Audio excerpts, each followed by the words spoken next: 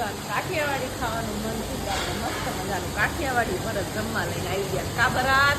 બરાત આવું કાંઈ જમવા ઉપર લઈ જશો, કાંઈ નીચે નીચે ઊભા રાખીને લઈ આવશો. તો ઉપર આવીને આપણે મેનુ જોવા માંડ્યા છીએ, કારણ કે આપણે નક્કી નથી થતું કે આપણે શું મંગાવવું અને શું નહીં, કારણ કે બધા મસ્ત મસ્ત કાઠિયાવાડી સબ્જી હતા એટલે આપણે નક્કી નહોતું થતું. પછી ફાઇનલી આપણે નક્કી કરી નાખ્યું આપણે મસ્ત મજાના આખા રીંગણાનું શાક મંગાવવાનું છે. તો આપણે આખા રીંગણાનું શાક આવી ગયું છે અને આપણે આખા રીંગણાની સાથે આપણે મસ્ત મજાનો રોટલો મંગાવ્યો છે, કારણ કે આપણે ઘરે ભાખરીને રોટલી ખાતા છો એટલે આપણે રોટલો ખાવાની ફૂલ ઈચ્છા હતી.